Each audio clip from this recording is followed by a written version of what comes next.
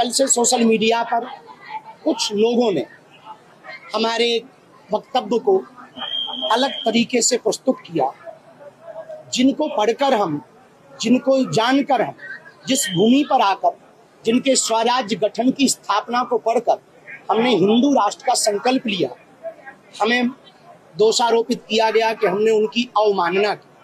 इस बात को लेकर के हमारे मन में बहुत दुख है, बहुत हमारे मन में खेद है कि जिनको पढ़कर हमने हिंदवी स्वराज्य की स्थापना को पढ़कर हिंदू राष्ट्र का संकल्प लिया, हम उनकी अवमानना तो दूर की बात है, स्वप्न में भी कोई निंदा करे तो हम सुन भी नहीं सकते।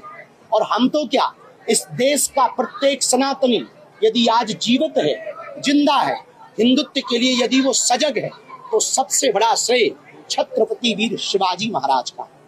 और हमें इस बात का दुख है कि जो छत्रपति वीर शिवाजी को मानते हैं, चाहे वो संभाजी विग्रह के लोग हों अथवा फिर मराठा साम्राज्य में परंपरा में अपने जीवन को जीने वाले मराठा हों, वो हमारे ही लोग हैं।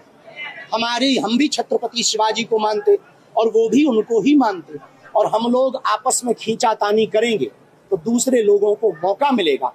हमारा 1% भी इस प्रकार का कोई मत नहीं था, ऐसा कोई विचार नहीं था कि हमने गुरु महिमा के प्रति कितने वो समर्पित थे। उस वक्तव्य को हमने गुरु महिमा के प्रति गाया था कि गुरुओं के प्रति हमारे देश के राजा, हमारे देश के हिंदू हृदय सम्राट, हिंदुओं के सिरमौर, हिंदुओं के चक्रधर सम्राट छत्रपति वीर शिवाजी महाराज संतों को, मठों को, महंतों को, आई तुलजा भवानी को कितना मानते थे। उस भाव को कहने का तरीका हमारी अपनी भाषा में था, जिसको कुछ लोगों ने अनर्थ करके गलत प्रस्तुत किया।